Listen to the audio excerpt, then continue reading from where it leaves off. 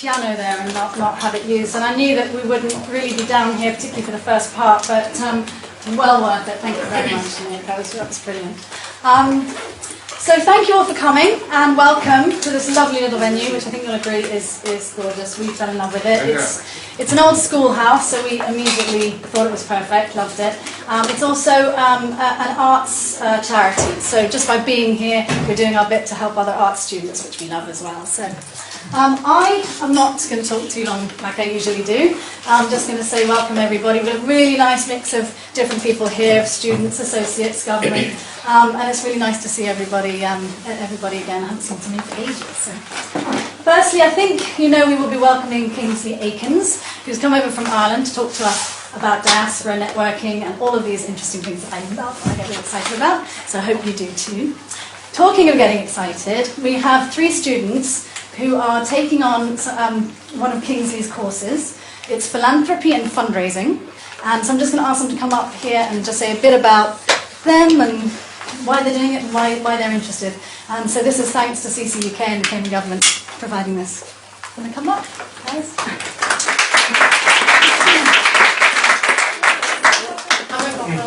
Oh, 30 seconds. Okay. All right. Okay. So, good evening, ladies and gentlemen, distinguished guests, and definitely appreciated, as well as a very special hello to Mr. Kingsley Aikens. I would personally like to thank Kate and CCUK for hosting this event. I'm so excited and so happy to see all of you. All right. So first things first. I'm going to tell you why I'm here in the first place, and I've been requested to speak on behalf of accepting the phenomenal opportunity to learn and develop my knowledge of fundraising and philanthropy. But before I go into detail about why I'm so grateful for this blessing, let me give you a bit of background information on myself and my aspirations, as I'm sure they resonate with you all, since we're all coming from, small island, we've got big dreams. My connection to CCUK. I'm a Caymanian student who's studying in London at the University of Roehampton, currently completing my final year of psychology. Oh my gosh, so if I seem a little hyped up, I am. I'm on Red Bull, I'm not gonna lie to you. And so basically I got involved with CCUK as I was referred to by the Scholarship Secretariat back home, and I've been attending events ever since first year. I'm so grateful to know that I have immediate support from government officials within close proximity and the opportunity to network with fellow Caymanians and old classmates at social events. Not to mention the fact that we get Caymanian food. It's not here tonight, but before we used to get island patties and really good stuff. And then you get the Sumkam? Alright, wait for that still. And obviously the Caymanian compass. It's great to see what's going on back home. Kate, Charles, and Dennison, you all have been such great contacts to have in my phone book. Thank you guys, seriously. They've always provided me with guidance or assistance regarding any matters that may cause concern. For example, when I need to apply for my British passport, accommodation rights as an overseas territory citizen, and even funding options for my postgraduate study. My relationship with the Cayman office is highly valued, and I hope to continue this ever-growing friendship with them. I mentioned being a big dreamer, so let me tell you what I mean. I believe that I possess the combination of visionary thinking, innate desire to lead, and an outlook of real living. Real living and realism. So, however, as a dreamer, my strategies may come across as rather unconventional due to believing that my way forward is through positivity, personality, and possibly diaspora, which is a common theme focused by Mr. Aikens. Now let's address this term diaspora. By Merriam-Webster, this word is defined by a group of people who live outside the area in which they have lived for a long time or which their ancestors lived. Which makes much more sense and comes across as a relatable term because, to be honest, when I first heard this, I was like, what is diaspora? What does this even mean? So to me, diaspora is a lifestyle in this current global economic state we're in. The times are changing and people are moving. Just look around and see how many of us have diasporas. We're not in Cayman, we're not from our hometowns. And I know I went off on a tangent, but I thought I would help some of you all understand the term a little bit more, because like I said, I didn't have any idea until I watched Mr. Aikens' TED Talks. Back to being a big dreamer. As a child, young Carlos always had high aspirations. I remember running about in a white coat, telling my mom at 5 years old I was going to go to England and I was going to be a doctor. 5 years old, you imagine? I was like, Barney definitely put in imagination into me.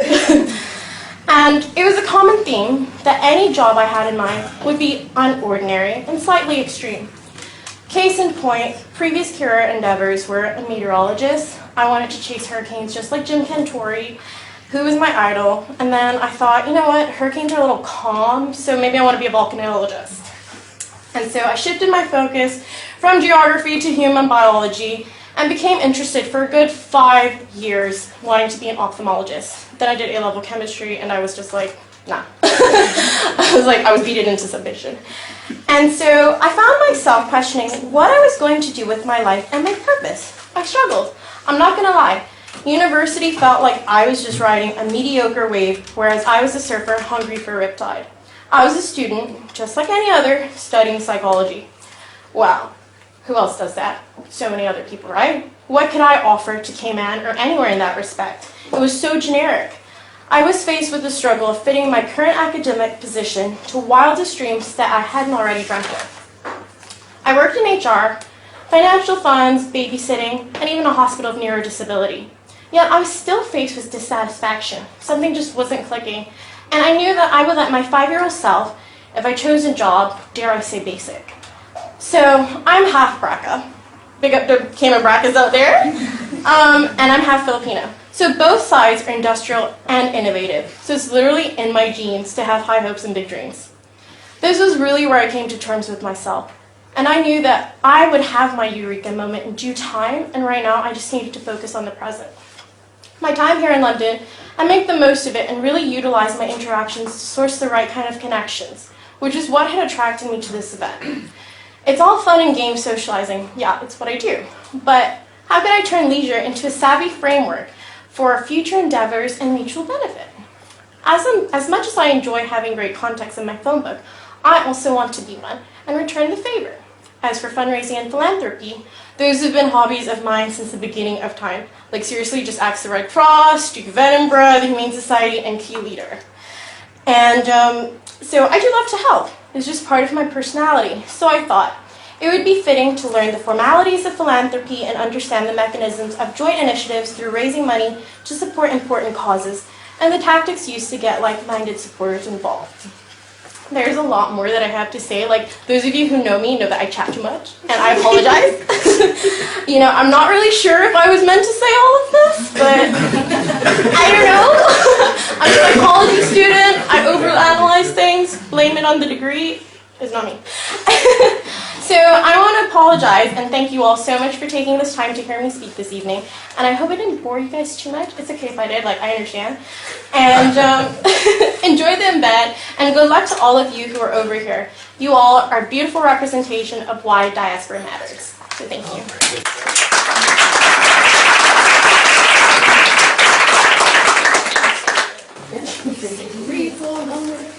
Well, I'm not a psychology student, so mine won't be as long as Kim's.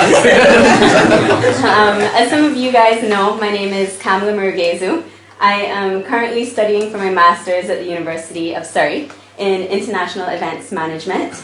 My history with CCUK is definitely not as far back as Kim's goes either. I came to the UK in August last year. I immediately joined up and attended the first networking event in November, I believe it was, and quickly realized that I wanted to sign on as a Cayman student ambassador. So I try to help Kate as much as possible when I can, where I can, and lend my assistance, my guidance, and some of my previous experience. Events management. Yeah, events management. Before this, I was working at a law firm for about 5 years doing business development. In that, I got quite a bit of experience doing conferences and exhibitions, mostly in the States. So that's where my love from events comes from, and that's how I knew that I wanted to focus my career path on the events sector. I decided to apply for this position, I guess, or this course, because I volunteer quite a bit at home, and I believe fundraising and philanthropy, this course will definitely help me enhance my skills to be able to help not-for-profits a lot more, and it will definitely help with my career choice when I go towards events. So that's me. Thank you very much.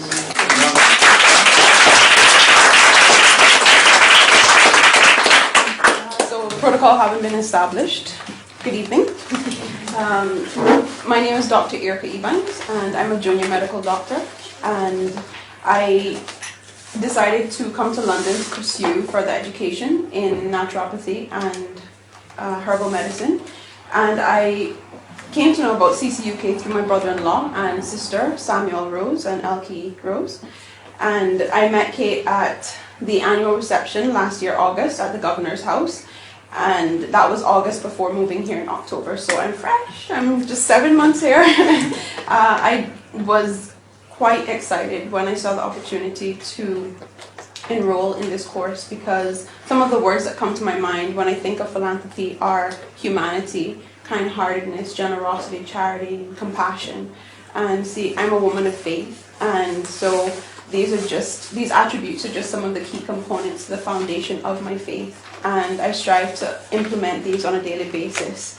And so doing this course will not just allow me to, or remind me to do so, but also will help me in my future dream of one day being able to help those that are less fortunate and give a voice to those who are less fortunate. So Mr. Aikens, I'd like to personally thank you for giving us access to such a wonderful venture, and to CCUK for selecting me to be a recipient of this course.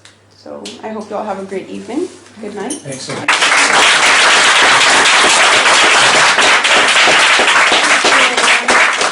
So, without further ado, as they say, Kingsley Aikens I came across through my research about diaspora, and we share a similar passion. Kingsley is the CEO of Diaspora Matters and has worked with many countries, I believe with the 30th, which is kind of exciting, my age. So I'm delighted to have him here, and I'm really interested to hear what he has to say. Just a quick one. We're trying the live stream. I don't know if anyone got the memo that we were going to try and be technical. Very technical, but I'm technical people. So we're being live streamed so that anyone in the world, yes, because everyone wants to watch us, or in Cayman, or students back home who couldn't be here unfortunately, or studying for exams, can just log on to Facebook and watch us. So I'm going to have my phone only because if anyone wants to make any comments or ask any questions from outside, they might or might not. I don't know how it works, but we're going to give it a go. So thank you, Kingsley. Right, thank you.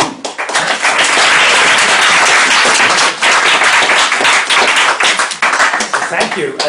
Follow that. What a fantastic few speeches and introduction, and slightly over the top and slightly embarrassing, but I have to admit pretty much exactly the same as the one I emailed you yesterday. So appreciate the kind comments. They say when I lived in America, they say never give a Mick a mic, because they never stop. So so I'm going to try and cover a lot of this topic of diaspora over the next while. And it was interesting hearing the confusion about that word, because it is a strange word.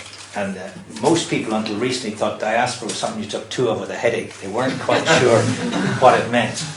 But I'm here tonight. I'm delighted to be here tonight. It's so lovely to see them. You can feel the energy in the room. And to come in and to meet a couple of old pals. I mean old in the sense that I've known them a long time. Jack Irvine and John Owen. And Jack, the last time I played golf with Jack, he scored the most outrageous eagle. You probably still remember it. Was it Kingsbarn or somewhere? I can't remember, Loch Lomond or something. I think it's the only one I've ever done. That's the only one he ever did. It was fantastic. And John served, of course, in Boston. So they've heard me speak before. So, I'm nervous now because they've heard my story, and I feel a bit like it was Professor Max van Planck was the great German physicist. About 100 years ago, he toured Germany one summer, and he gave a lecture every night to groups a bit like this. He gave the same lecture every night for 50 nights in a row. And he had a driver who sat at the back. And one night the driver said, "You know what?" He said, "I've heard you speak, so often that I actually know your speech by heart. And I, tomorrow, could give your speech and you could sit in the audience." And Van Planck thought, that's a really clever idea. Let's do that. So the next night, the driver got up and gave this great hour-long lecture on the latest developments in biophysics. And it all went perfectly. But just at the end, a guy in the audience put his hand up and said, "I'd like to ask a question." And he asked a very detailed and complex scientific question. And the driver said, "You know what?" He said, "The answer to that question is so easy and so obvious that even my driver could answer it." He's sitting in the audience. So I feel a bit like that with Jack and John, who heard this story. But it's an interesting story, and and my background was born in Ireland. Went off and played rugby in France for a couple of years, for God knows why. Came here for a while, then joined the Irish Trade Board and Enterprise Ireland. Got posted to Australia. Spent 8 years out there. It was fantastic. I knew I couldn't make progress because I arrived in this city of Sydney, in the country of Australia, the southern hemisphere. I didn't know a single person. I knew I had to build networks. And because I was representing Ireland on the trade side, I began to get a couple of people together. I got 2 or 3 people together, and then 10 and 15 and 20. And eventually we had 300 or 400 people in this network of Irish professional business people in Sydney. I also knew we needed to find sort of a great leader for this organisation, a respected international figure. And so I wrote a letter, a cold letter, to the guy, an Irish guy, Jack, you'll know this guy, who ran the H.J. Heinz Food Company in the United States. He was a famous Irish Lion rugby player called Tony O'Reilly. So I wrote to this guy, O'Reilly, and said, would you head up this organisation? Just a titular thing, but we need a great name. Didn't really expect to get an answer. But I got an answer a week later, and he said, love to do it. And not only would I love to do it, I'm actually coming to Australia shortly. I'm buying newspapers in Australia. He's in your industry, Jack, and buying in New Zealand. Here's an interesting thing. He never bought any newspapers in any country where he hadn't played international rugby. Not many people say that about him. But he was an interesting character. I met him when he came down there, and I worked for him for 21 years. So sometimes in life, funny things kind of happen. And I ran his foundation of the Irish Diaspora, which started in the United States. It started in New York. It started when he and a guy called Dan Rooney, and he owns a football team called the Pittsburgh Steelers. Dan and himself in Boston, you remember we had these events, John, but they came together and said, could we build a network of the Irish diaspora the way the Jewish diaspora had done so much for Israel? And of course we had in those days the Troubles, 600-700 people a year being killed, died in Ireland, so it was a sensitive time. We wanted to stop people raising money for bad reasons. We wanted to do good things. And so we held a dinner, a black tie fundraising dinner, and the Waldorf story, the great and the good, came to it. The dinner was so unsuccessful. The only reason we had a second dinner a year later was to pay for the first dinner. That's $500 million ago. So this organisation, which started at not zero but minus, because we lost money in this event, has so far now raised $500 million. Has 40,000 people attending 120 events in 39 cities in 13 countries. So I always say, you know, when you think about it, nobody ever started a large company. I mean, Steve Jobs started in his bedroom. Fred Zuckerberg in his dorm with Facebook. Hewlett Packard were in the garage at the back of the house. So nobody ever started a large company. And when you start and you grow these things, so I think it's very exhilarating, the sorts of stuff that you're doing, the potential possibilities are really endless. The only restraint is your imagination for this stuff. So extraordinary things can happen. And we were quite funny in those days. O'Reilly's a very funny guy. And he said, you know what? Back then, we were trying to model this Irish thing on what the Jews had done to Israel, done for Israel. And he said, we had a slogan, peace, culture, charity. And he said, we're going to change it. Look Irish, dress British, think Yiddish. we could nail those 3 things. Something great might happen. And so we did. And we sensed that there was a sense of an Irish empire. Can you imagine such a thing? Not built by military force or might of arms, because we never were too hot in those areas, but just by the fact that so many people had left. We had, of course, a famine in 1847 where in 1 year 1 million people died. 5 years, another 1 million left. In 20 years, 2 million left. So they went all over the world, but particularly to the English-speaking world, to the United States, to Canada, Australia, New Zealand, to England. And so we had this extraordinary kind of potential, which this organisation sort of really tried to develop and did it, I think, pretty successfully. So I have a few slides, mainly to keep me, from going off piece, because I kind of wander a bit in this stuff. Kate and I met in Dublin. We're both members of a diaspora of a slightly different kind, of Trinity College, right? So universities have diasporas. As Jack will know, football teams have diasporas, and Global Celt is a network of people who support Glasgow Celtic. Universities in America are phenomenal at how they motivate, mobilize, galvanize their diaspora. They call it alumni. And here's what's interesting. Companies are beginning to do the same thing. And the company in the world that's absolutely nailed this space is McKinsey. So McKinsey is this extraordinary consulting company where 1 out of 30 people who join McKinsey make partner. and the other 29 must leave. So McKinsey say after a certain period of time, to 29 of the 30, you have to go. And we're going to help you get your next job. We're going to facilitate it, and we're going to keep in touch with you, because you know what? You're part of the family. And no matter where you go in the world, you're always going to be known as the former McKinsey person. And they have a guy called Sean Brown in Boston, a lovely fella, and he has up the global McKinsey alumni base. So it's their diaspora. And they've over 30,000 people. And even 20 years after you leave McKinsey, if you change your job, they tell everybody. They tell everybody what you're doing, where you are. And guess what happens? They refer business back to McKinsey. So it becomes an extraordinary global network, which is not about where you are. It's about what you do. And that's this interesting shift going on in the world. It's not about where you are, it's about what you do. We're going to come back to that. So, a few slides on diaspora, the origins of it, and you were so right about the word. It's an ugly word, isn't it? It's a horribly ugly word. But it's actually two Greek words. Dio, meaning over, and spiro, meaning scattering.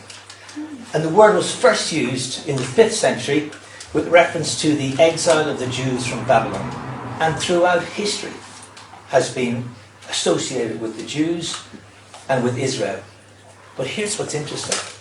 Over the last 15, 20 years, this word has gone mainstream. So it's no longer regarded purely about the Jewish diaspora. So we talk about the big diasporas. We talk about the Irish diaspora. We talk about the Mexican diaspora. We talk about the Indians, the Chinese. But I've done work with you guys, the Scottish diaspora. 12 million people in North America of Scottish heritage, one of which, unfortunately, might be president. You have a Welsh diaspora. You have all sorts of countries involved. So this stuff has become mainstream, and it's become part and parlance of the sort of modern sort of discussions. And a bit of a breakthrough, it's going back a few years, but when the Economist put the word on their front cover, and they said, the magic of diasporas, and it says how migrant business networks are reshaping the world. That was a really interesting shift. Suddenly, there's a realization that actually there's a lot of power in these networks. There's a lot of subtle power going on in these networks. And that technology and communications are making connectivity possible, whereas in the old days it wasn't. So that was a bit of a breakthrough. And then I was lucky enough to work a lot with the US State Department. And when Hillary Clinton was Secretary of State, she really grasped this. She really got enthusiastic about that. Which is why if she does become President of the United States, diaspora is going to go really back front and center. It's going to be really interesting to watch because she is passionate about this space. And this woman here is called Anne-Marie Slaughter. She's a professor from Princeton, but she went and worked with Hillary Clinton. And she said some really interesting things, this lady. She said, the information age is over. We now live in the networked age. And in the networked age, the measurement of power is connectedness. The 20th century was a billiard ball world. Countries colliding off each other in economic and military conflict. But now we are all interdependent, interconnected. She said, the old days of hierarchical organizations and countries and systems are being replaced by horizontal systems. She said the world is not about countries anymore. It's about cities and regions. It's about, a lovely expression said, connected clusters of creative people. So she said, now, where you're from means where you can and do go back, and whom you network with, and whom you trust. So trust is an interesting thing, because what is it we've lost so much of in the recent past is trust. Governments, financial institutions, church, all those iconic things. So trust was an interesting thing, because diasporas have trust. There's something else going on which is interesting. The most toxic word today in the newspaper, in our vocabulary, is migration. It is totally and utterly negative. Conjures up, at one level, a picture of a tiny baby at a beach in Greece. Or conjures up pictures people clamoring to get into countries around Europe, barbed wires and walls and fences, and just the sheer emotion and toxicity of this thing which is politically so negative, migration. But diaspora is caused by migration. But diaspora is more positive. Diaspora conjures up much more positive kind of feelings, conjures up much more positive images. And so we look at some of the numbers of the whole thing. But Anne-Marie Slaughter has played a role here. This guy's quite interesting, Joseph Nye. John, I don't know if you ever came across him, professor in Harvard. He talks about soft power as opposed to hard power, which is economic and military might. But soft power is the power of attraction. Soft power is the power of your values and your systems and your processes and what people think about you, and how countries have soft power. And it's about being attractive rather than being coercive. And diasporas create soft power for countries and gives them a sense of power and influence way beyond their size or their geographical borders. So I don't need to tell all of you how the world is so dramatically shifted and changed. If for nothing else, population. So it took the world 1,000 years to get to a population of 1 billion. We will now have 1 billion more in 15 years. It's not in the developed world, it's in the developing world. So we're at about 7 billion now, we're rocketing up towards maybe 9, maybe 10 billion by the year 2050. But it's incredibly diverse. So when I was growing up in Ireland, we were all male, pale and stale, as we say. Actually, I was telling a friend the other night, I remember back there going into a restaurant in Dublin. It wasn't a very sophisticated option as restaurants in Dublin those days. And I asked the waiter, I said, what's the soup du jour? And he said, hang on, I'll go and find out. And he went in and he asked the chef and he came out and he said, it's soup of the day, right? But now, a city like Dublin is interesting because 12% of the population of the United States were not born in the United States. 17% of the population of Ireland were not born in Ireland, and 25% of the population of Dublin were not born in Ireland. So we've suddenly gone into this incredibly cosmopolitan, multicultural city in Dublin, which we never had for hundreds of years. And this city here, I think the figures are probably 33, 35% of people not even born in the UK. So they're the dynamics which are going on, and that's the sort of changed world that we're in. So why does this stuff matter? Well, it matters because of two things: communications and technology. In the old days, when you left, when you emigrated, you were gone, and you were gone forever. It was all over. My great-grandmother, 3 of her children, in their early 20s, went to Australia, and she never saw them again, ever. That was we used to have a thing in the west of Ireland called the American Wake, the night before these people left. And people said goodbye knowing they would not see their children again. Now, those days are over. People are coming and going like never before. I sometimes hear on the radio shows in Ireland a parent bemoaning their fact that their child has gone, emigrated to Melbourne. And a little bit later in the conversation, he says, and Jimmy and I are going out for a month in August. And you just realize, it's very different now. So technology is meaning that people can be connected with and social media all constantly, which is different. But communications, connectivity is all changed. You can now be here and there. You can lead what we call hyphenated lives. You can be American and Polish, Canadian and Greek, Australian and Swedish, or whatever it takes. In the old days, your geography dictated your identity. So if you lived in Southern California, that's what you were. You were Southern Californian. But actually now, you can be totally aligned and connected to Southern California, but also be intensely connected back with your country of origin, or heritage, or ancestry, or affinity. So they're interesting little subdivisions of the diasporas. And I think it's really interesting to watch what's happening now in America. If you take a name like a woman like Indra Nooyi.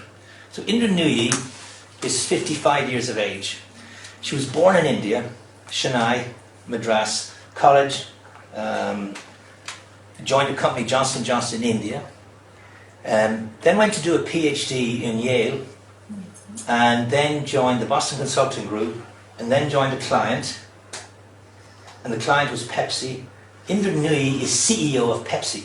350,000 people around the world, an Indian-born educated woman, whose parents are still in India. That's not what's that important about this. What's really interesting is she's head of the US-India Business Council. Mukta Kent is the CEO of Coca-Cola, is head of the US-Turkey Business Council. Andrew Liveris is the head of Dow Chemicals. He's head of the US-Greek Business Council. Craig Barrett, the former head of Intel, is head of the Irish Technology Leadership Group in Silicon Valley. So what we're seeing is these business rock stars are connecting back to their country of origin or heritage. And that's new. If they did that 20 or 30 years ago, they would have been seen as disloyal to America. But that's not the case now. So you're seeing that these people having these multi-identities. You're also seeing a difference between the nation and the state. So in our case, the state of Ireland is lines on a map, you know, very precise lines on a map. But the nation is a global notion.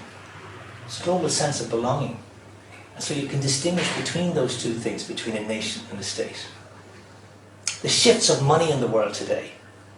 When I was growing up, there were primarily the international shifts of money were what they call ODA, Official Development Assistance. Now the shifts of money in the world are private. They're remittances. And we'll look at that in a minute. The amount of money now moving in the world today from people in one country, sending it back home or sending it to other places is really just enormous. So it does matter now as never before.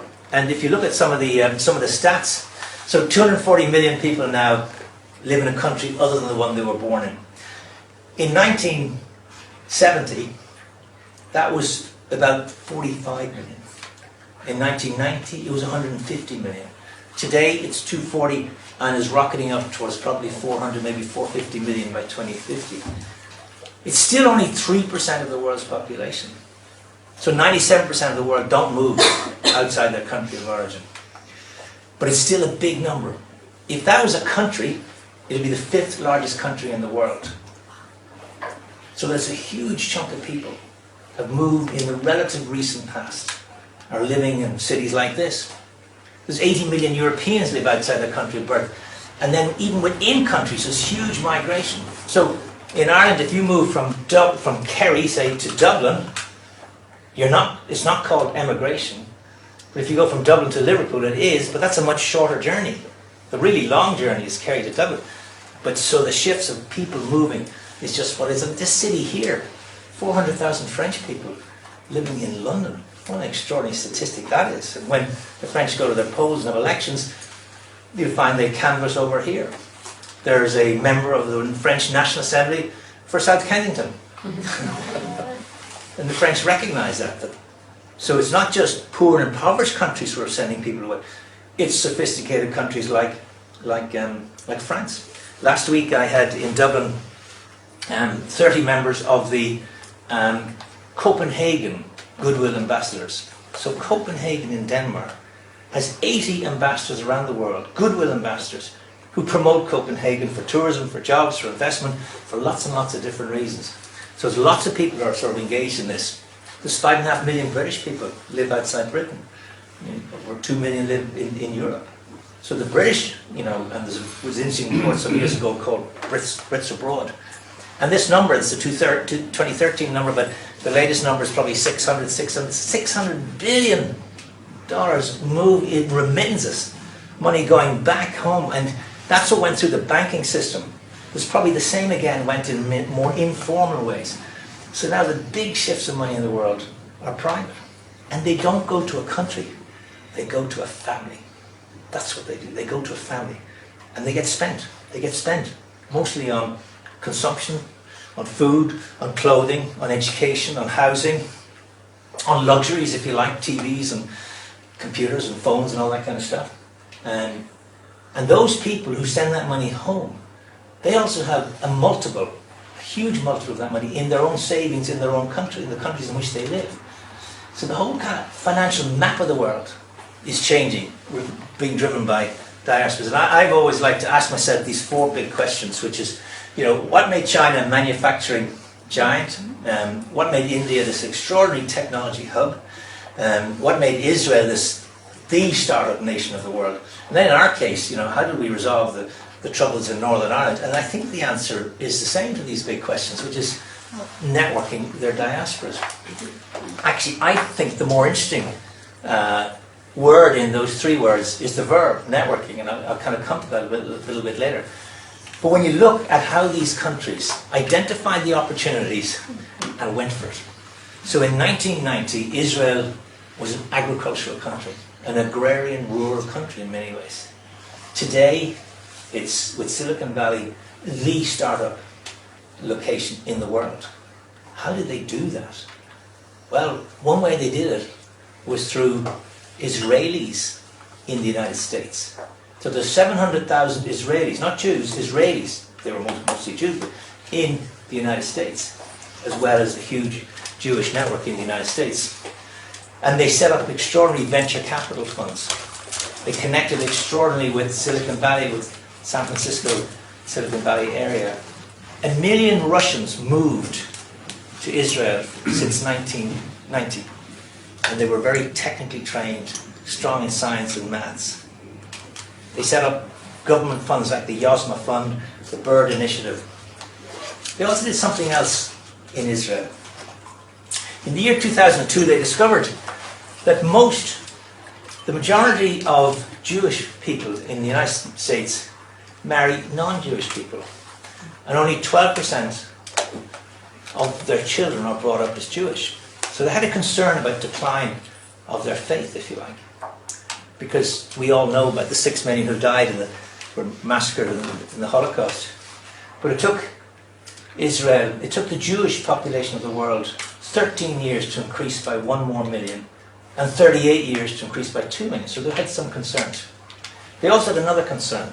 They did research in the United States, and they found that young people in the United States had not got, young Jewish people in the United States did not have Israel in their top 20 desired destinations to visit. They just weren't interested. So a couple of families came together, the Bronfmans of Seaman's fame in Canada and some others, and they launched a program called Taglit. Taglit means birthright. This is a program where young Jewish kids between the age of 18 and 26 go back to Israel and spend 10 days on an experience of Israel, all the elements of life in Israel. And it's free. It's paid for by these philanthropists, first of all. Over 400,000 young kids have done this program. It's running at about 50,000 a year to do this program. It's phenomenally successful. Now, there's nothing special about that idea for Israel. So Armenia do it. Kenya are looking at, Poland do it. We've just launched a scheme, and anybody can do this. And here's what's interesting about diaspora and diaspora in general. It's a non-competitive industry. Somebody who's going to do something for the Cayman Islands is not going to do it for Ireland or Portugal or Peru. So we should share. And that's one of the reasons I do these things. I love to share these stories. And I'm a founder member of a group called CASE. And CASE stands for Copy and Steal Everything. Just figure out who's doing this stuff well. And see, can you use something similar for your own country? So the way what I'm trying to do this evening is just to roll out a load of stuff. I don't know Caymans well enough to dictate or suggest precisely what should happen. But just to think about some of these initiatives. And I think Taglit's a wonderful initiative that any country could do. And we look at some more of those. So Israel obviously always was seen as a sort of a core company. They have the Israeli bonds, which is raised, literally probably about 35 to 40 billion has been raised from the Jewish diaspora to support through their bond system the development of infrastructure, whether it be railroads or motorways back home in Israel. So lots going on there. China, people talk about the emergence of China. It's not the emergence of China we're seeing the re-emergence of China. They were there thousands of years, long before our empires. They were there, so they're coming back. And 80% of FDI in China is from their diaspora. 500,000 Western-educated Chinese have returned to live in China in the last 5 years. And they're working for the government, they're working for major consultancy companies. They're really driving what's going on, which is phenomenal in China. China have a word called guangjia, which means networking. There's a lot of stuff happening at a regional level in China, but China really takes this diaspora incredibly seriously. It's always been one of the sort of leaders in this space. But the country I think possibly of most interest to you guys, and I certainly think of most interest to us, I think, is actually India. And the reason is, up till the year 2002, India had no relationship with its diaspora. Or more correctly, there was a relationship. India didn't like the diaspora, the diaspora didn't like India. There's 27 million in the Indian diaspora. They are the highest paid, most successful ethnic group in the United States. Extraordinary success of so many Indians. And they network like crazy. TIE, TIE, which stands for the Indus Entrepreneurs, is probably one of the biggest professional business networks in the world. The AAPIO, the American Association of Physicians of Indian Origin, has 55,000 members, Indians altogether. But as I said, they didn't have a relationship. But then in the year 2002, Manmohan Singh, who was the Minister for Foreign Affairs in the Vajpayee government, and he's an Oxford, Cambridge educated chap, and he really spotted this, and he put in place a high-level commission to spend 18 months touring the world, listening to, talking to the Indian diaspora. And they produced a report. It's 770 pages, and you can read it tonight before you go to bed online. Fascinating report. Because what the Indian diaspora said to India is you're corrupt and you're excessively bureaucratic. They had the import licensing system. So anything you want to import, if you want to import this pair of glasses, you need a license, which of course means corruption. And they made a series of recommendations. And the Indian government took those recommendations on board and brought about a series of dramatic changes. They set up the MOIA, the Ministry of Overseas Indian Affairs. They set up the OIFC, the Overseas Indian Facilitation Centres, to encourage investment, so Indians abroad could buy property and buy shares. They introduced a new passport called the OCI, the Overseas Citizen of India. And hundreds and hundreds of thousands took out this new passport, which gave them certain rights. Not citizenship, but they could buy property and stuff like that, which the rest of us couldn't do. They set up a conference every January called the Bharatiya Diva, where 3,000 Indian CEOs from around the world came back to India. They started a No India program. They started a Taglit type program. They did a whole series of things. And what they managed to do, I believe, in a 15-year period, they changed the global image of India through their diaspora. They used their diaspora to actually reposition themselves and to create a new brand. So, you know, I used to have a negative image of India. Now I think of it as a fascinating place with incredible food, wonderful sport, great movies, you know, really, really an interesting place. And they did that in about a 15-year period. And if you watch Modi, the Prime Minister now, from day one, when he won the election last year, he was out with the diaspora. He was in Madison Square Garden, where 25,000 Indians were going nuts. He was in this Melbourne cricket ground. He was in Wembley. He did extraordinary things, and he's positioned the Indian diaspora front and centre of his entire government policy. And he's just launched a thing over the last 3 or 4 months called Make in India, not Made in, but Make in India. To encourage the diaspora, to encourage their connections and friends and contacts, to invest in India, to manufacture. They're building 200 airports in India right now. It's a country really on a march, and they're using their diaspora. So I think India is really interesting because, a bit like our first dinner with the Ireland Funds, it came from nowhere, and now it was absolutely, I think they regard it as low-cost foreign policy. That's the way I see it. And you all know Indians, and we all see them here in every country, just how successful and how extraordinarily connected they are. You know, and I got the train from Heathrow in today, and I had Tata all over it. These amazing global international companies. So India's interesting. But I suppose I wouldn't be earning my crust tonight if I didn't talk a little bit about Harley Cake. So we've been into this stuff big time. And we do a lot of interesting things in Ireland in terms of diaspora. I'll run through some of them. The government have in their Department of Foreign Affairs, established a unit called the Irish Abroad Unit. We have it in our constitution that we recognise the members of the diaspora as being part of this global Irish family. So it's a kind of, in a statute sense, we recognise the power of the Irish diaspora.